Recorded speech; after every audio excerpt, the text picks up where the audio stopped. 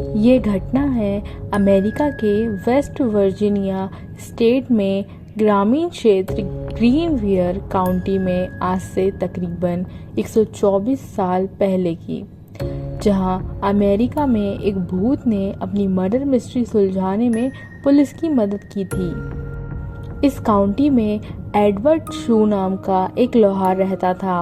उसकी 3 महीने पहले ही एक एल्वा नाम की महिला से शादी हुई थी। जनवरी 1897 की एक रात को एडवर्ड शू ने अपने पड़ोस के एक लड़के को काम करने वाली जगह से घर भेजा ताकि वह देख सके कि उसकी नई नवेली दुल्हन को बाजार से कुछ चाहिए तो नहीं। जब वो लड़का ग्रीनवियर काउंटी में उसके घर के दरवाजे पर पहुंचा तो उसने एल्वा को सीढ़ियों के नीचे गिरा हुआ पाया। एक पल के लिए वह लड़का डर गया। उसे समझ नहीं आ रहा था कि वो क्या करे। उसने एल्वा को सीधा बिठाया और चेक करने की कोशिश की कि आखिर क्या हुआ। एल्वा का सिर एक तरफ झुका हुआ था। पहले तो उसे लगा कि शायद वो सो रही होगी। वह चुपचाप उसकी ओर बढ़ा और मिसेस शू कह के उसे जगाने की कोशिश करी, लेकिन कोई जवाब न मिलने पर वह घबरा कर वहाँ से दूर चला गया और अपनी माँ को इस बारे में बताया। पड़ोस में ही रहने वाली उस लड़के की माँ ने एल्वा को बेहोशी की हालत में देख पास के ही डॉक्टर और एक ऑफिसर जॉर्ज डब्ल्यू कैनप को बुलाया। सूचना देने के लगभग 1 घंटे तक उस जगह पर कोई भी नहीं पहुंचा, लेकिन तब तक एडवर्ड शू वहां पहुंच चुका था। वो अपनी पत्नी की बॉडी को वहां से उठाकर बेडरूम में ले गया। उसे उसने नहलाया, कपड़े पहनाए और बिस्तर पर लेटा दिया। उसने अपनी पत्नी की बॉडी को एक ऊंचे कॉलर वाले कपड़े पहनाकर दफनाने के लिए तैयार किया और उसके चेहरे पर पर्दा डाल दिया। इस दौरान गवर्नमेंट ऑफिसर और मौत के मामले को देखने वाले गवर्नमेंट डॉक्टर जॉर्ज डब्ल्यू कैनप भी उस जगह पर पहुंच चुके थे। उन्होंने एल्वा की बॉडी की जांच शुरू की। उस दौरान उसका पति एडवर्ड शू अपनी पत्नी के सर को गोद में रखकर पूरे टाइम रोता रहा। जब कैनप ने एल्वा के सर और गर्दन की जांच करने की कोशिश की तो एडवर्ड शू नाराज हो गया और गुस्सा दिखाने लगा। कैनप शू को नाराज नहीं करना चाहते थे, इसीलिए वो चुपचाप वहां से चले गए। उन्होंने एल्वा के बाकी शरीर की जांच के दौरान कुछ भी गलत नहीं पाया। डॉक्टर कैनप कुछ हफ्ते पहले से ही एल्वा का इलाज कर रहे थे, इसीलिए उन्होंने उसके मौत के कारण को अचानक आई बेहोशी करार कर दिया।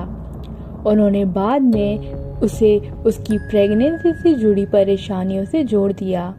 एल्वा की बॉडी को लिटिल सेबल माउंटेन में उसके घर पर ले जाया गया और वहां पर दफनाया गया। ताबूत में एल्वा के सिर और गर्दन को शू ने किसी और को छूने तक नहीं दिया और ना ही देखने दिया।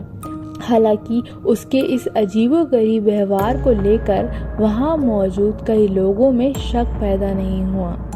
एल्वा की मां मैरी जैन हिस्टर को छोड़कर हर कोई इस मौत को प्राकृतिक मान रहा था, लेकिन वो एल्वा के पति शू को कभी पसंद नहीं करती थी और उन्हें बिना सबूत के भी ये यकीन हो गया था कि शू ने ही उसकी बेटी की हत्या की है। पर बड़ी बात यह थी कि सिर्फ एल्वा ही बता सकती थी कि उसके साथ ऐसा क्या हुआ था।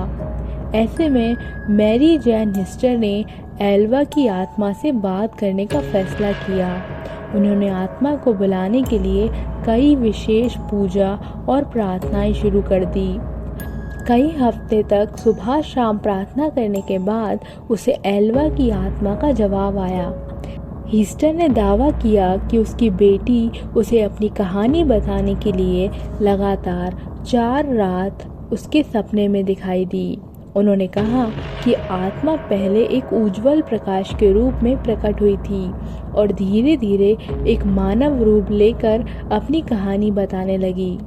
इस दौरान पूरा कमरा ठंड से भर जाता था। लगातार 4 दिनों तक एल्वा की आत्मा ने अपनी माँ को सपनों के जरिए अपनी पूरी कहानी बता दी। एल्वा के भूत ने उसकी माँ के सामने यह कबूल किया कि शू ने ही उसको मौत के घाट उतारा है। एक रात जब एल्वा ने रात को खाने में मीट नहीं बनाया तो उसने एल्वा पर हमला कर दिया और मारपीट शुरू कर दी। शू ने मारपीट के बाद एल्वा की गर्दन तक तोड़ दी, जिसके बाद एल्वा के भूत ने अपना सर पूरी तरीके से पीछे घुमाया और वहां से चली गई। इस घटना के बाद एल्वा की माँ पब्लिक प्रोसिक्यूटर जॉन प्रेस्टन के पास गई और उन्होंने मामले को फिर से खोलने की अपील की। प्रेस्टन ने भूत के बारे में उसकी कहानी पर विश्वास किया और आसपास के लोगों से पूछताछ की। शू के पड़ोसियों और उसके दोस्तों ने एल्वा के अंतिम संस्कार के दौरान शू के अजीबोगरीब व्यवहार की जानकारी भी प्रेस्टन को दी। डॉक्टर कन्नप ने भी स्वीकार किया कि उन्होंने एल्वा के शव की पूरी तरीके से जांच नहीं की थी। प्रेस्टन के लिए ये दोनों बयान शव को दोबारा से टेस्ट करने के लिए काफ़ी थे। उन्होंने कोर्ट के आदेश से शू की आपत्तियों के बावजूद शव को कब्रिस्तान से बाहर निकलवाया और जांच के लिए मॉर्चरी लेकर गए। एक लोकल न्यूज़पेपर द पोकाहॉन्ट्स टाइम्स ने बाद में रिपोर्ट किया कि गले पर उंगलियों के निशान भी पाए गए थे, जिससे पता चला कि एल्वा की मौत दम घुटने से हुई थी। उसके गर्दन पर गला घोटने के निशान पाए गए थे, जिससे उसकी गर्दन की नस और कोशिकाओं को काफ़ी नुकसान पहुंचा था। गर्दन की हड्डी भी टूटी हुई मिली थी, जिसके बाद इस मौत की डिटेल में जांच पड़ताल हुई और शू को ही उसकी मौत का गुनहगार माना जाता है।